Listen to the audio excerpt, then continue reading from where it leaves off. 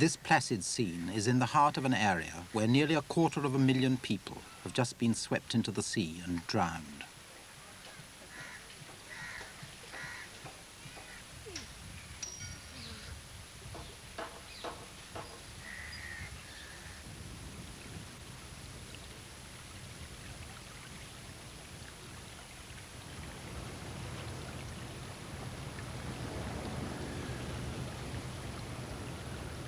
Through the many islands on the edge of the Bay of Bengal in East Pakistan, there raged on November the 12th what was simply the worst of the many cyclones the 2 million people who live here have ever experienced.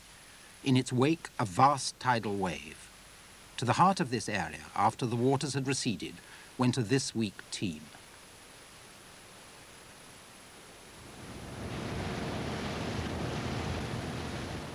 Life goes with the waters, leaving behind death in many grotesque shapes and forms.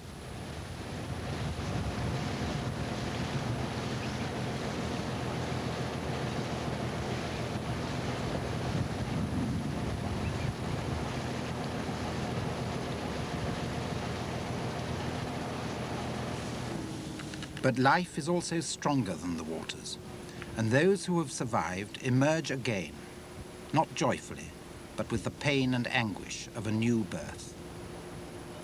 Life goes with the waters, and on the waters, miraculously sometimes, life returns. These 3 people, a husband and wife, and another girl from the same village, were adrift for 5 days after the tidal wave, and are now being brought home to their own island. This man and his wife and this girl, on the 12th of November night, they swept away by the tidal bore from the offshore island into the sea. They spent 4 days on a raft lashed to the backs of water buffalo. When the buffaloes eventually died, they found a small boat and managed to stay alive until a passing Russian ship picked them up. They have got multiple injuries during this for the survival. They have got the injuries all over the bodies. They have wounds to show, a few cuts and abrasions, but nothing serious. The surface wounds of clinging too tenaciously to life. Yeah, she has got very good. Yeah, that is the skin peeled off. Skin peeled off from the belly.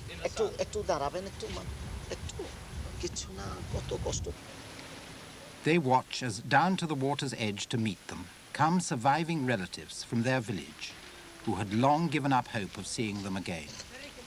Heading the welcome is the boy's father, who has lost several other members of his family.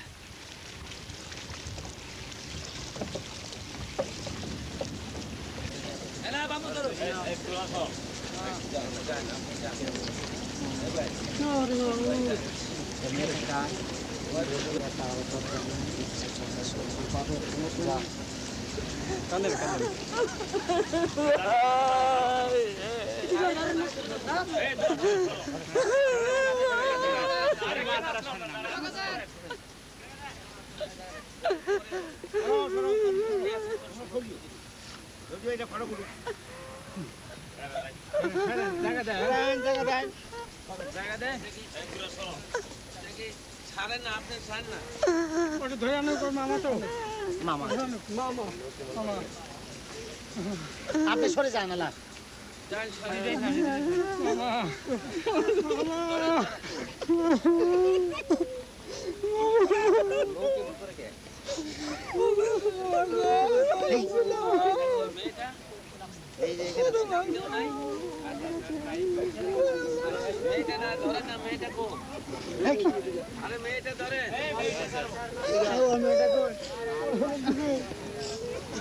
আরে একখানে ওগুলো তো বসে বুঝাইতে হবে সবাই একখানে নিলে নকে তো দেখাই না দেই দেই আমরা ট্রেন করেন আপনারা সরে আমাদের সরে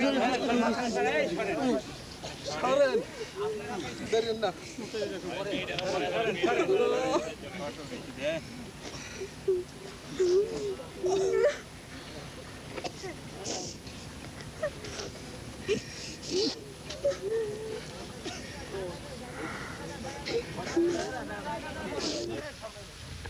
The 3 new survivors are borne off to the village in sad and muted triumph. চলে যান চলে যান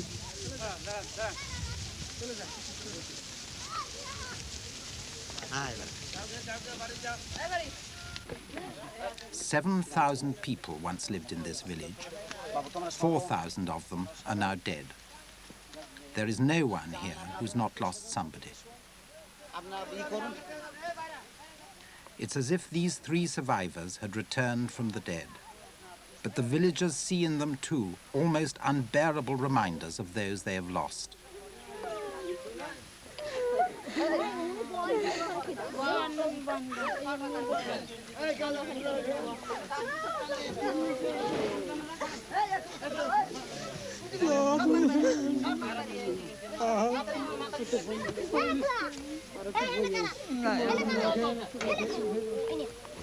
Hey.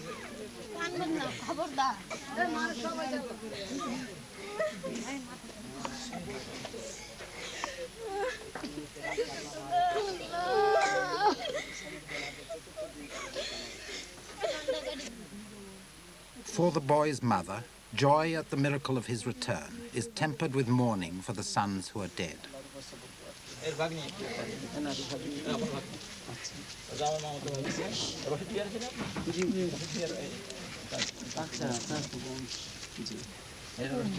Even his father says his sky is without stars.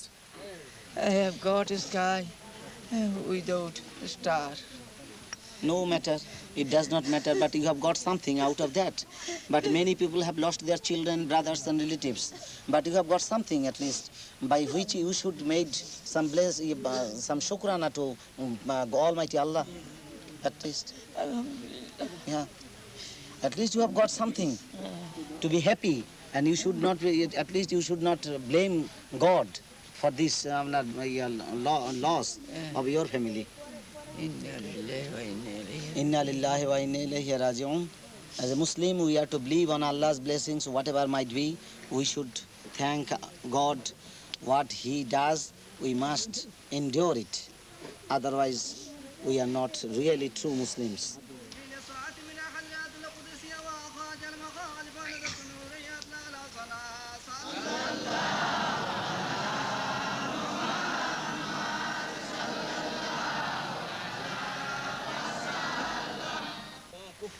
A prayer meeting is held, half in thanksgiving for their own wonderful deliverance, half in sorrow for the terrible catastrophe that has struck them.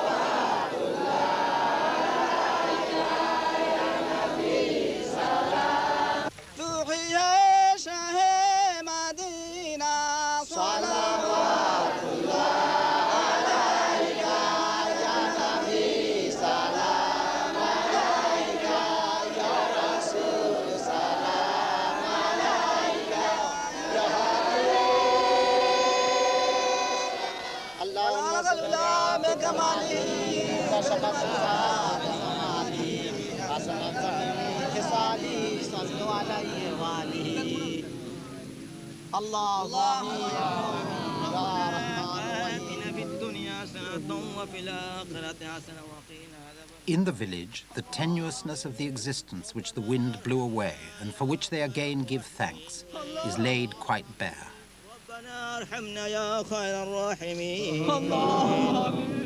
ربنا اغفر لنا يا خير الغافرين ربنا اغفر لنا يا خير الغافرين ربنا يا مولانا يا ملجانا يا مفرنا أنت القوي يا قوي اللهم اغفر لنا يا مولانا اللهم يا الله نشكرك إياك يا الله اللهم يا الله. The fabric of their lives lies strewn across the ground, pathetic jetsam from a hard-won world.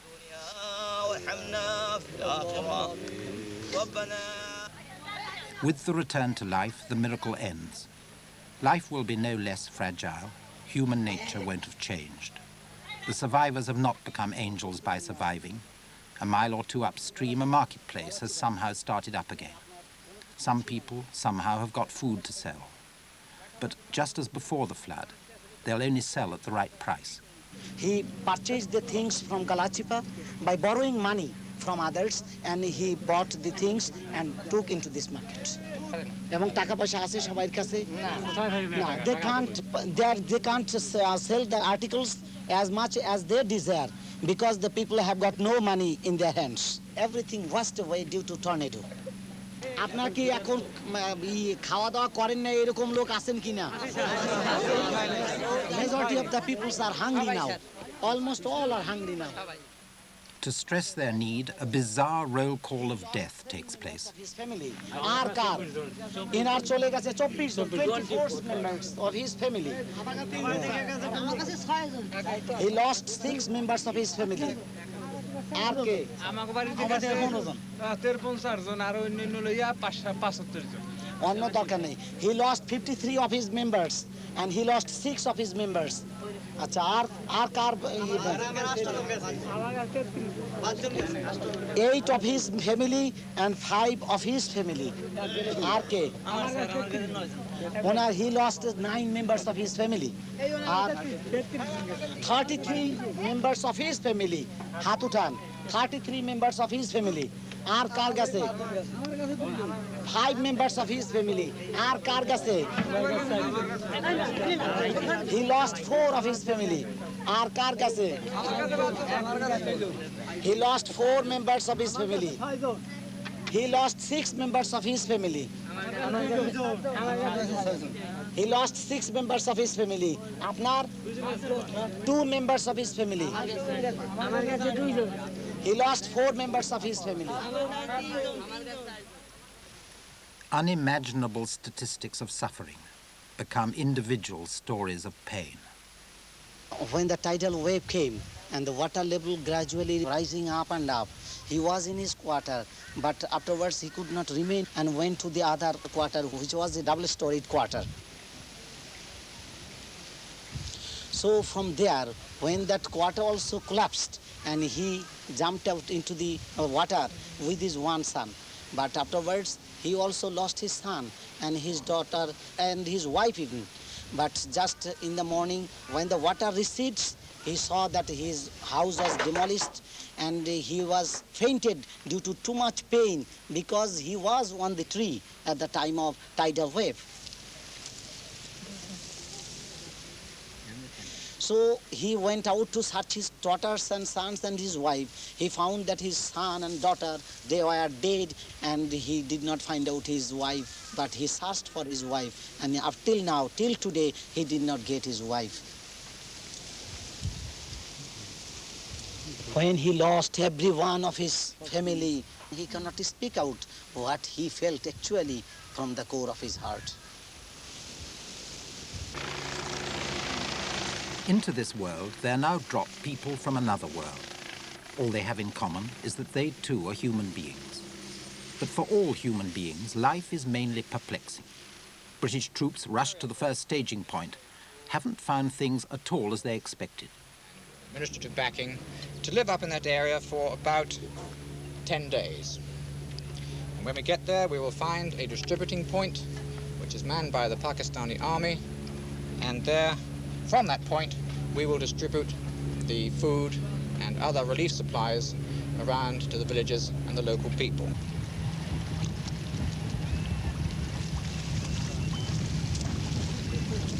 Get some of that disinfectant on them. They've already been here 2 days. They must wait for a Pakistani officer to arrive before they can take any action. And even the exact nature of the action required is somehow obscure. They've got the boats, they've got the relief supplies, but they still can't move.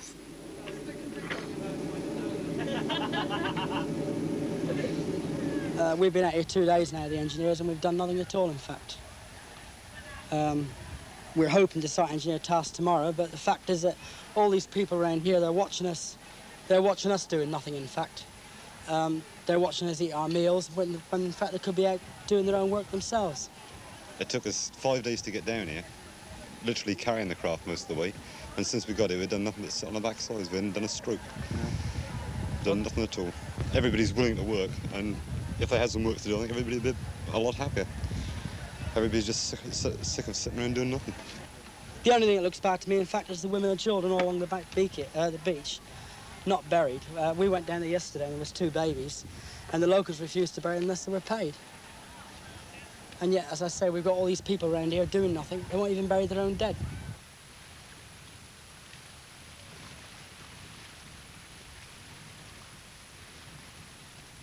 This thing's supposed to be the biggest thing since Yellow River, and look at it. There's vegetation, there's life. We've come up here, we've been here 2 days. All we've done is rig up boats with engines, dig latrines, sit, sunbathe, and eat, and have them watch us. And it's getting tedious. Well, I reckon we've been conned. Well, the government has. We came over here, plenty of work on ship. We spent nights working, getting up rice from the holes, and since we came here, we've done nothing except sunbathe. What we do in the next few days is another thing. The very next day, however, the relief supplies of rice the British have brought can at last get on the move. The supervising Pakistani officer they've been waiting for has arrived. They move the rice onto the boats to carry it 8 miles upstream.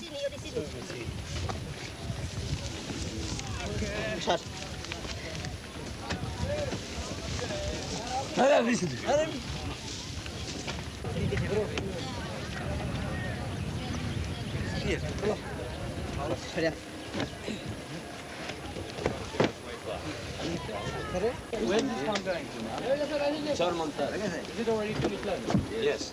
Ah, ready to go.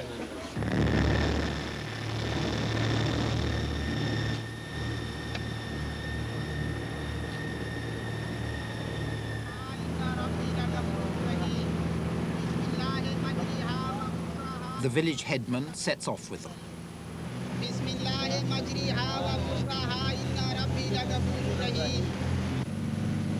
But even now, life is still perplexing. The boat comes into shore and signals its arrival.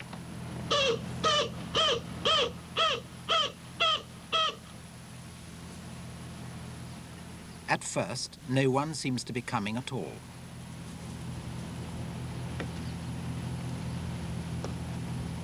If they're supposed to be starving as they say they are, I should imagine by now people have been swarming around the boats.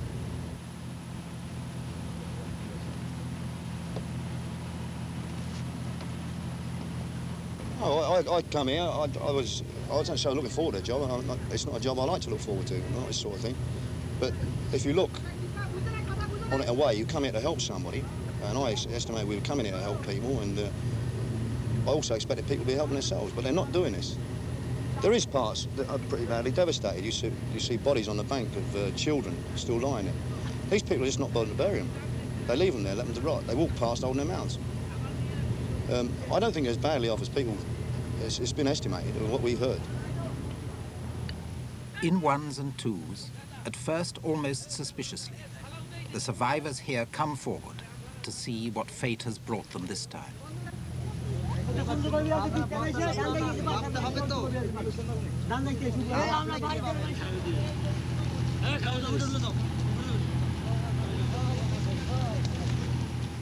As the news spreads that supplies of rice have arrived, suspicion gives place to eager activity as the sacks are unloaded and stacked on shore.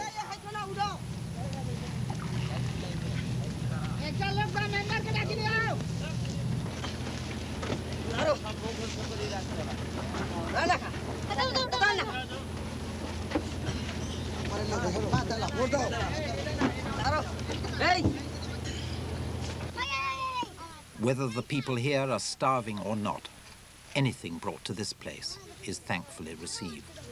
He's got a bit.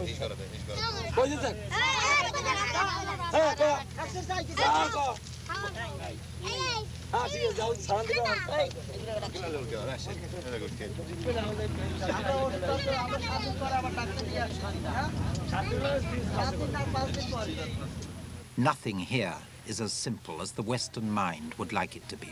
What is wrong with the rice exactly? The rice in the paddy now. Ration? Yeah, what is wrong with this rice in the paddy? What is wrong? Is it bad? No, sir. It's not bad. No bad. It's all right. All right. You will harvest this later, will you? Yes, sir. I see. And it seems, you know, we pulled some off and it looks okay inside. Just wants polished and clean. And how many people on this island? Chor Mamtaz is 700. 700. 700. The Chor on the opposite side of the river, that is 500. Yeah. How many people did you lose on the island? In all? Pardon? How many people did you lose on the island? By the last cyclone? Yeah. By the last cyclone, 400 died from this Chor Mamtaz. From this place here? Yeah, from this. And 300 from this side. From the other side? Yes. A lot of people. Efficient bureaucracy has come to life with the rest. Thumbprints must be taken as receipts, for almost no one here can read or write.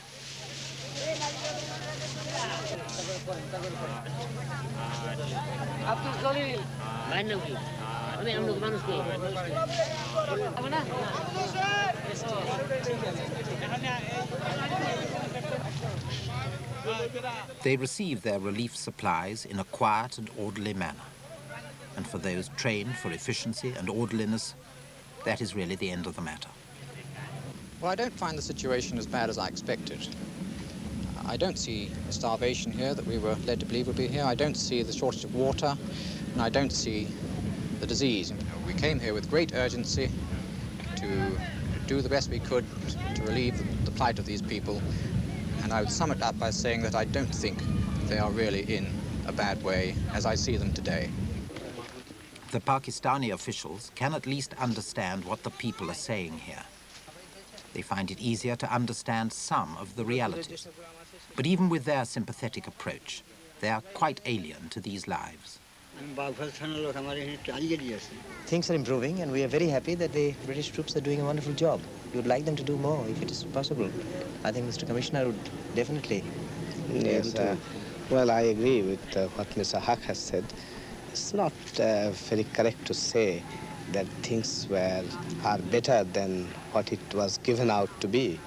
I also don't agree with that view, because we had a recce from the air, low flight.